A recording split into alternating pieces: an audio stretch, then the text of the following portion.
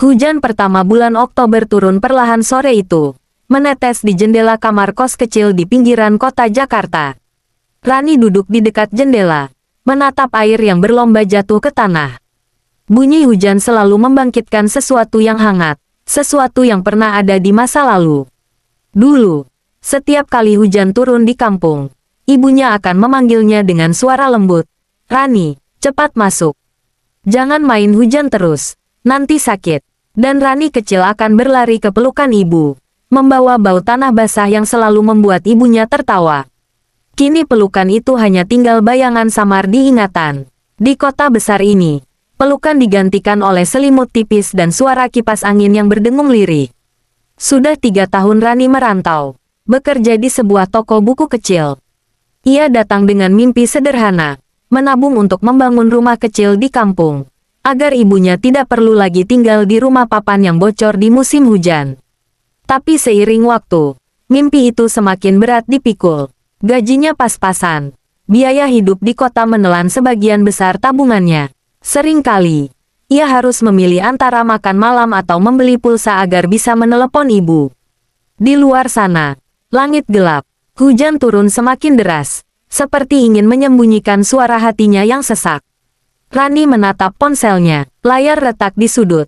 Tapi nama, ibu, masih tersimpan di kontak teratas. Ia mengetuk ikon telepon, berharap mendengar suara yang dirindukannya.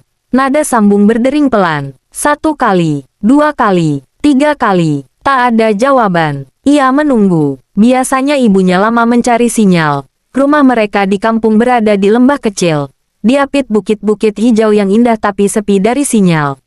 Tapi malam ini, suara yang ia tunggu tak datang. Yang ada hanya bunyi hujan di atap seng dan gemuruh petir di kejauhan. Air mata yang sedari tadi ditahan akhirnya jatuh juga. Ia menggigit bibir, menahan isak agar tidak terdengar oleh teman kos di kamar sebelah. "Bu, Rani kangen," bisiknya lirih. Ia meraih selimut lusuhnya, menariknya sampai ke dada. Di meja kecil di pojok kamar, masih ada foto lama. Rani dan ibunya di depan rumah, tersenyum sambil memegang kucing kecil. Ibunya mengenakan daster bunga-bunga, matanya hangat, penuh kasih, seperti mata yang selalu tahu kapan anaknya lapar, kapan anaknya takut, dan kapan anaknya sedang patah hati. Sementara di foto itu, Rani tampak polos, memeluk ibunya seolah dunia hanya butuh 2 orang, dia dan ibunya. Kini dunia terasa terlalu luas. Dan di tengah luasnya itu, Rani merasa sendirian.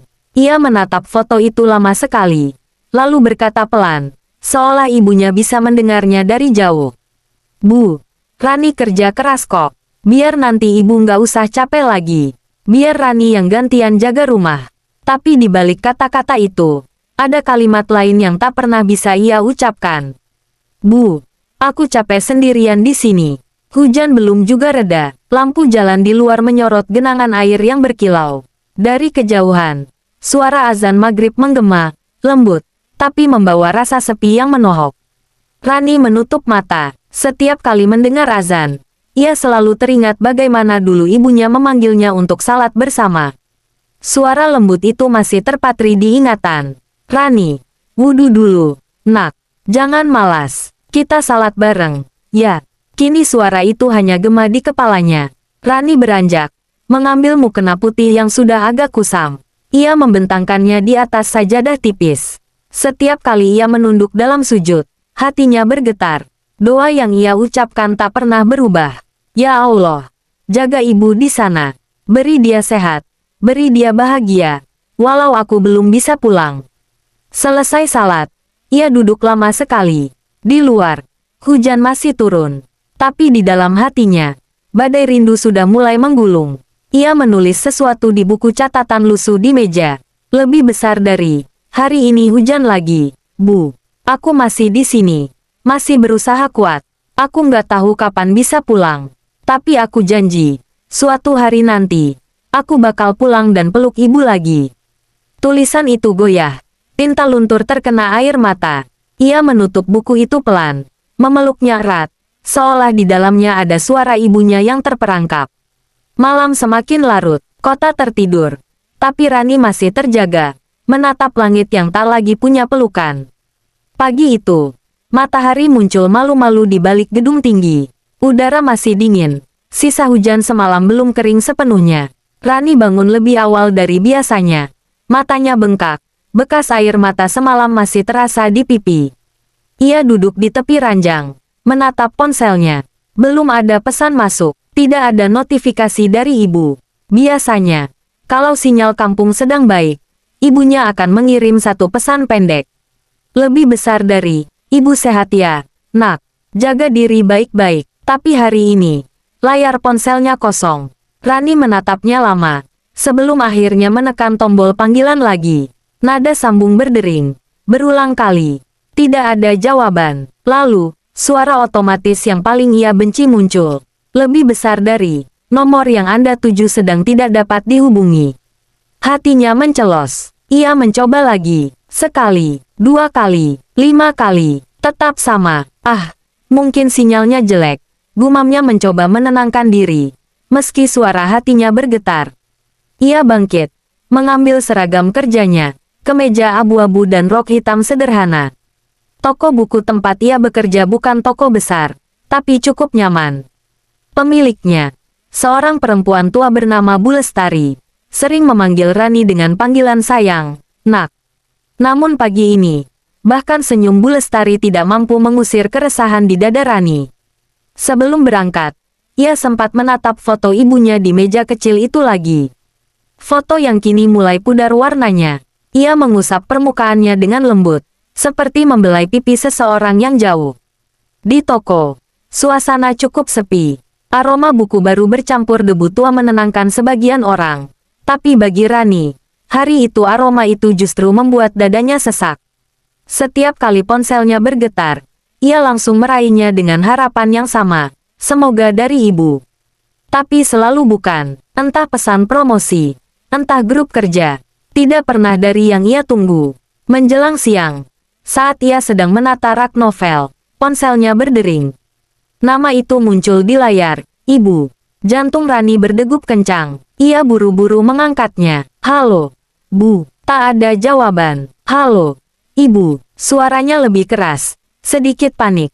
Dari seberang, hanya terdengar suara angin dan gemerisik samar, seperti daun bergesekan. "Bu." Ibu dengar Rani. Masih hening. Beberapa detik kemudian, sambungan terputus. Rani menatap layar ponselnya. Mencoba menelepon balik. Tapi sinyal tiba-tiba hilang sama sekali. Bar sinyal kosong. Tidak ada jaringan. Ia berdiri diam cukup lama di depan rak buku. Menggenggam ponsel itu erat-erat. Ada sesuatu yang ganjil. Tapi ia tak tahu apa. Tanda hubung, tanda hubung, tanda hubung. Sore hari. Saat toko hampir tutup. Seorang pelanggan datang. Lelaki parubaya dengan wajah ramah. Ia menanyakan buku tentang doa dan kesabaran. Rani menunjukkannya ke rak tengah. Lalu membantu mencari. Saat menyerahkan buku itu, lelaki itu tersenyum dan berkata, "Anak gadis, kalau sedang rindu seseorang, baca doa. Kadang doa lebih cepat sampai daripada telepon." Rani tersentak kecil. Ia hanya bisa tersenyum tipis. Tapi dalam hatinya, kalimat itu menggema panjang. Lebih besar dari, doa lebih cepat sampai daripada telepon. Malamnya, di kamar kos, Rani duduk bersila di lantai. Lampu kamar redup. Hanya cahaya kecil dari lilin di meja. Ia membuka catatannya lagi dan mulai menulis. Lebih besar dari, "Bu." Tadi Rani dengar suara ibu di telepon. Tapi cuma sebentar. Rani nggak tahu kenapa sinyalnya hilang. Tapi Rani merasa, entah kenapa, tadi itu beda. Suaranya seperti, jauh banget. Ia berhenti menulis. Jantungnya terasa berat. Ada firasat yang tak mau ia akui. Malam semakin larut. Angin berembus lembut dari jendela yang terbuka sedikit. Ia menatap langit yang berwarna abu-abu gelap. Lalu berbisik pelan, "Bu, kalau ibu dengar Rani dari sana, tolong jawab sekali aja." Tak ada suara, hanya angin. Dan bunyi lembut dedaunan yang bergesekan. Rani menutup matanya. Dalam mimpi malam itu, ia melihat ibunya berdiri di pinggir sawah, memakai daster biru muda, tersenyum. Tapi anehnya, ibu itu tidak melambaikan tangan. Ia hanya berdiri diam, menatapnya lama, lalu menghilang di balik kabut. Rani terbangun dengan napas tersengal. Nya masih di genggaman. Dan di layar, ada panggilan tak terjawab. Dari Ibu. Waktu panggilan. Pukul 2.14 dini hari.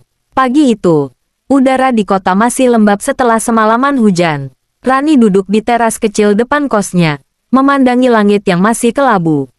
Di tangannya, segelas teh hangat mengepul, menebarkan aroma melati. Ia belum sanggup membuka ponselnya lagi. Takut kalau tak ada kabar, tapi juga takut kalau ada. Perutnya keroncongan. Ia belum makan sejak kemarin sore. Ia berjalan ke dapur umum kos, membuka kulkas. Hanya ada beberapa bahan seadanya, tepung, pisang setengah matang, dan sedikit gula. Tiba-tiba, aroma tepung itu memantik sesuatu dalam ingatannya. Roti goreng, makanan kesukaan ibunya. Rani tersenyum getir. Ia ingat betul. Setiap kali pagi hujan, ibunya akan membuat roti goreng isi pisang. Sederhana, tapi hangat dan lembut. Kadang terlalu gosong, kadang asin, tapi selalu terasa paling enak di dunia. Lebih besar dari roti goreng itu bukan soal rasa, Ran, kata ibunya dulu sambil tertawa. Tapi soal siapa yang masak dan siapa yang menunggu. Rani menelan ludah. Ia menatap bahan-bahan di depannya. Lalu perlahan mulai membuat adonan. Tangannya gemetar sedikit, tepung menempel di ujung jari. Tapi ia tidak peduli. Saat minyak mulai panas, bunyi, ses, dari wajan mengisi dapur.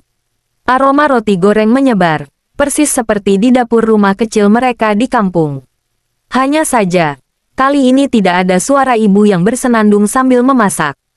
Rani memandangi roti goreng itu dalam diam. Setelah matang, ia menaruh satu di piring, meniupnya pelan, lalu menggigit sedikit. Rasa itu masih sama, lembut, manis, tapi di ujungnya ada rasa asin dari air mata yang jatuh tanpa sengaja. Ia menatap piring itu, lalu berbisik, "Bu, Rani bikin roti goreng kayak yang ibu ajarin." Hening, ia tersenyum dengan mata berkaca. Cuma, rasanya nggak seenak kalau ibu yang masak. Beberapa jam kemudian, Rani membawa sebagian roti goreng itu ke toko. Ia bungkus dalam kotak kecil. Niatnya mau berbagi dengan Bu Lestari. Saat ia tiba di toko, Bu Lestari sudah duduk di kursinya, menatap televisi kecil di pojok. "Pagi, Bu," sapa Rani. "Pagi, Nak Rani, tumben datang lebih awal." Rani tersenyum tipis. "Bikin roti goreng, Bu. Ini buat ibu." "Wah, terima kasih, Nak. Kelihatannya enak sekali." Mereka duduk bersama di meja kasir, menikmati roti goreng hangat itu sambil berbincang ringan. Tapi kemudian, Bu Lestari menatap Rani, lalu berkata pelan, "Anak gadis, kalau kamu kangen orang tua, jangan pendam sendiri. Kadang rindu itu harus disampaikan, supaya hatinya nggak sesak." Rani menunduk, menggenggam tangannya erat-erat. Ia tahu Bu Lestari tidak tahu apa yang sedang ia rasakan. Tapi entah kenapa, kata-kata itu terasa seperti tembakan tepat di dada. "Rani udah coba telepon, Bu. Tapi, nggak bisa dihubungi," ucapnya lirik. "Kalau begitu, kirim doa saja," jawab Bu Lestari lembut. Rani mengangguk. "Iya, Bu." Rani doa setiap malam. Sore hari, toko mulai sepi. Rani sedang merapikan rak ketika ponselnya bergetar. Nomor tak dikenal muncul di layar. Ia ragu sejenak, lalu menjawab, "Halo, ini Rani." "Ya," suara di seberang terdengar berat. Laki-laki tua dengan logat kampung. "Iya, saya Rani. Ini siapa ya?" "Saya Pak Darto, tetangga ibumu di kampung." Rani tersentak, jantungnya berdegup. "Pak Darto, ada apa?" "Pak, ibu baik-baik aja, kan?" Ada jeda beberapa detik, suara di seberang terdengar ragu. "Ibumu, kemarin agak sakit, Nduk. Cuma batuk sama demam, tapi sekarang udah agak mendingan. Jangan khawatir dulu, ya." Suara itu mencoba terdengar tenang. Tapi Rani tahu, ada sesuatu yang disembunyikan di balik nada itu. Ia menggigit bibir, menahan tangis. "Terima kasih, Pak. Rani akan coba telepon ibu nanti malam." "Iya, Nduk, doakan saja dari sana." Sambungan terputus. Rani berdiri lama di depan rak buku itu. Ponsel masih di tangan. Tangannya bergetar, hatinya seperti diikat oleh benang halus. Semakin ia mencoba menenangkan diri, semakin kuat rasa cemas itu menariknya. Malamnya, ia kembali membuat roti goreng, kali ini dengan hati yang berat. Ia menaruh 2 di piring, lalu duduk di depan foto ibunya. Bu, tadi Pak Darto bilang ibu sakit, tapi katanya nggak parah. Rani percaya ibu kuat. Ia menghela napas panjang. Rani janji. Begitu tabungan cukup, Rani pulang. Ya, biar Rani yang masakin ibu roti goreng. Ibu tinggal duduk aja. Hujan turun lagi di luar jendela. Suara rintiknya seperti langkah kaki yang mendekat lalu menjauh. Seperti kenangan yang datang sebentar hanya untuk melukai. Lalu pergi lagi. Rani menatap langit. Air matanya jatuh tanpa suara. Roti goreng di depannya sudah dingin. Tapi di hatinya, rasa rindu semakin panas. Membakar pelan-pelan dari dalam. Malam itu Rani menulis surat panjang. Ia tulis di buku catatan tua. Hurufnya gemetar. Sebagian tinta luntur oleh air mata. Lebih besar dari, Bu. Kalau Rani bisa, Rani mau peluk ibu sekarang. Mau bilang Rani capek. Mau bilang Rani takut kehilangan ibu. Tapi Rani malu ngeluh. Rani cuma mau ibu tahu. Rani sayang banget sama ibu. Surat itu dilipatnya rapi. Tapi tak pernah dikirim. Ia simpan di dalam buku doa. Berharap suatu hari bisa menyerahkannya langsung. Kehidupan terus berjalan. Orang-orang tertawa. Kendaraan berisik. Langit kota panas. Namun Rani hidup di antara keramaian yang hening. Setiap malam ia menatap ponselnya yang sepi pesan.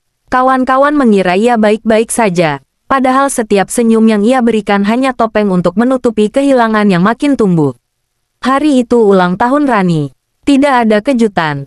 Tidak ada lilin. Hanya pesan singkat dari teman kerja. Selamat ya, Ran. Ia menatap ponselnya lama. Berharap nama, Ibu, muncul di layar. Tapi tidak. Ia duduk di halte. Hujan turun deras. Sambil menggenggam ponsel dan menangis. Ia berbisik, Bu, Rani ulang tahun. Tapi ibu nggak bilang apa-apa. Mungkin sinyal kampung lagi hilang. Ya. Tapi hatinya tahu, yang hilang bukan sinyal, melainkan jarak yang makin tak terjangkau. Sore itu, telepon dari nomor tak dikenal kembali datang. Suara serak di ujung sana berkata, Rani, ibumu dibawa ke rumah sakit. Pingsan pagi tadi. Dunia Rani berhenti. Ia menjatuhkan buku dari tangannya, lalu berlari keluar toko tanpa pamit. Ia mencari tiket pulang malam itu juga, tapi kereta sudah penuh. Ia menangis di loket stasiun, memohon, tapi petugas hanya bisa berkata, Maaf, Nona, semua kursi sudah terisi. Rani duduk di lantai stasiun, menggenggam tas dan ponsel. Hujan deras turun di luar, seolah langit tahu betapa terlambatnya ia datang pada waktu yang paling penting.